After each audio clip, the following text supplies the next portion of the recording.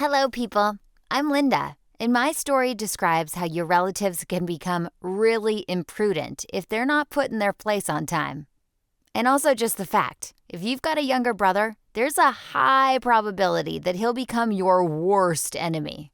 Our family has 2 children, me and my brother Dan. He's a bit younger than me. We're separated by only 1 year, but he's very nasty. We used to fight a lot, and then our parents scolded both of us. Well, what could you do if Dan was a real moron? Should I keep silent or something? Well, if you have a younger brother yourself, you'd definitely understand me. When both of us hit 15, our quarrels pretty much ceased. No, that didn't mean we've finally found a font of family love inside our hearts. Guess he finally became a grown-up and stopped being a little brat. But mostly we just avoided each other. We were really good at it, in fact. Well, our house is a small one, but we had no desire to communicate at all. Dan had his own room, and I had mine, and somehow we silently agreed to never ever visit each other. My brother and I kept to this agreement, even when we were at war with each other. We were only allowed to open the door to the other's room and yell at the enemy from the doorstep. Moreover, this rule also applied to our parents too, to some extent, of course. Mom and Dad tried not to get involved in our conflicts, but they really respected our personal space.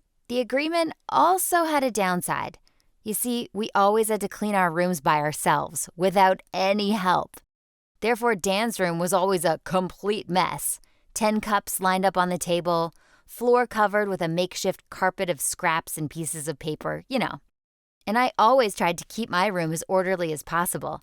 Frankly speaking, my room was always crystal clear. That's why I always knew the exact location of each and everything I owned. Yet once I noticed that something very strange was going on. It looked like someone was toying with my stuff from time to time. He or she never took anything, but I often found the cosmetics, the reading lamp, and all the simple little things misplaced.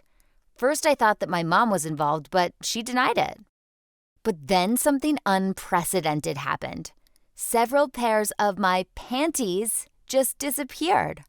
Besides, the unknown thief didn't take my normal underwear.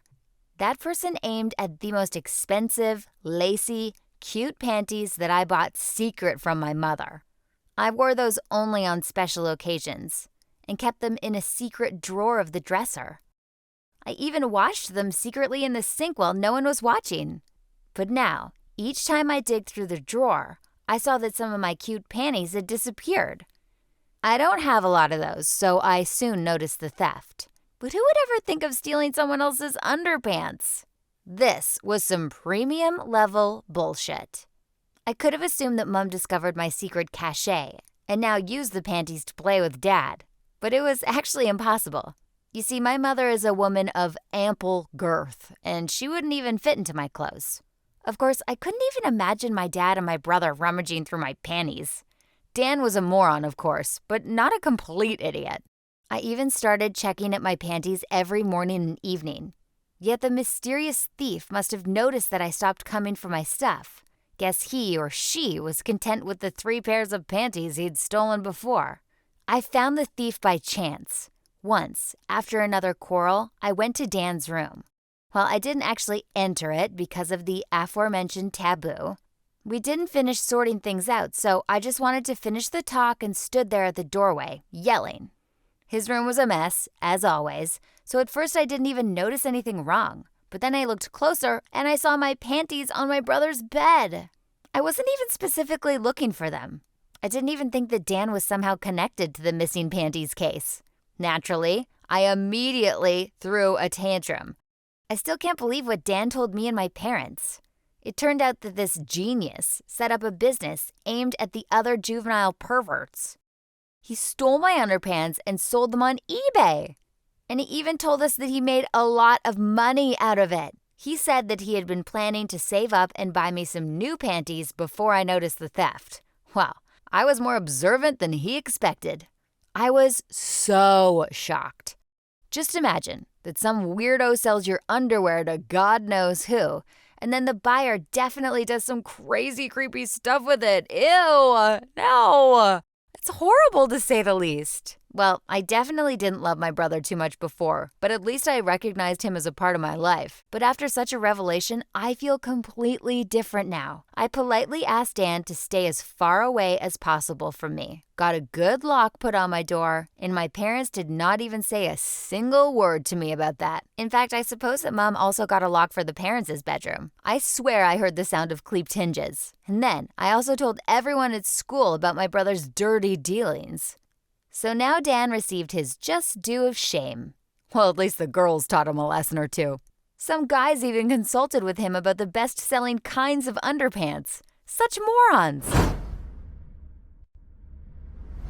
Hi guys, hi girls. I'm Dan, and as you've understood, I am Linda's brother. Well, a pervert brother, as they call me at home now. But in fact, everything was different. You see, actually, I had no panties selling business. I have always envied those guys whose older sisters and brothers are good and kind. For some reason, my relationship with Linda and I was always sour. I guess the main reason for that was her jealousy of parents. Besides, both of us have a nasty temper and are better off avoiding each other. When we became teenagers, our eternal conflict had only intensified. But I wasn't actually upset by her insults lately. I've got more serious questions to pay attention to.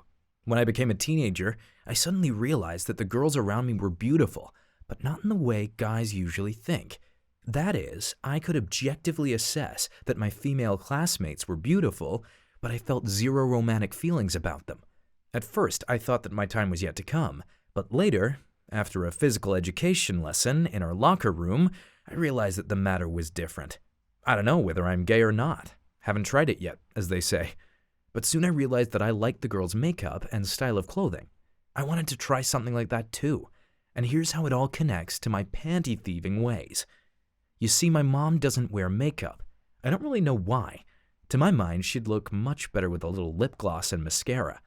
Of course, I didn't tell her that. Her body and appearance are her own business, and I have no right to judge her. That's why I started my cross-dressing adventures by sneaking into Linda's room and using my sister's makeup bag. Yeah, I was ashamed, but what else could I do? I wasn't able to just come to the supermarket and buy all those things myself.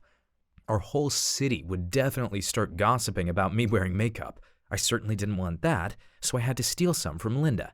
It was really difficult for me to sneak into my sister's room because Linda is paranoid to the extreme. For example, she actually measures the distance from a pencil to a notebook each time so that the angle is strictly 180 degrees. So before entering the room, I usually took pictures of everything and then returned all of the things to where they used to be according to the photos. Judging by the fact that Linda didn't raise the alarm immediately, I was successful. But soon I discovered that makeup alone was not enough for me. Now I really wanted to see how I'd look in a dress or in some other girly outfit. You sure understand that it was even more difficult to do than to steal makeup. It only took a second for me to take a lipstick or a mascara tube out of the makeup bag. But now I had to open the closet, grab the dress off the rack, put it on, and then put it back without leaving any wrinkles. Those guys in Saw had it easier, seriously. And I actually faced quite the severe penalty for failure. So I decided to take something less noticeable. And then I remembered about Linda's dresser. I know that it was a stupid idea all along, and I shouldn't have stolen such intimate things, but I still did it. I wasn't really interested in my sister's normal panties, and it was far more dangerous to try to steal some of those. So I decided to take some of the lace panties from her secret drawer. Well, only Linda believes that it's secret. In fact, all our family knows about it. Mom, Dad, me, even the neighbor's cat that once managed to climb there for a nice nap. That's why it was very easy for me to take everything I needed. Besides, I had a 100% guarantee that Linda would not immediately throw a tantrum if she noticed something missing. It was her secret drawer. You see? Linda is mean and all, but she's very predictable, and sometimes that's a blessing. You already know what happened next. When I took the first and the second pair of panties, it went so well that I relaxed and lowered my guard. Such a stupid mistake. I forgot to hide the panties under my pillow, and when everything fell apart, it was actually easier for me to think up something crazy than to confess that in fact I like to wear women's clothing. I can't really explain that. At the moment, I honest to God, thought that it was better to be branded as a panties seller than to confess about the passion for cross-dressing. Of course, I've become an outcast in my own family. Mom, Dad, and Linda even refused to communicate with me for some time, but soon they calmed down. A new scandal happened, and people switched their attention to it. There are still conflicts in the family, but now I actually thought up a way to buy all the things I need. The trick is simple. I tell the seller that I want to buy a gift for a girlfriend, and they have no reason to disbelieve me.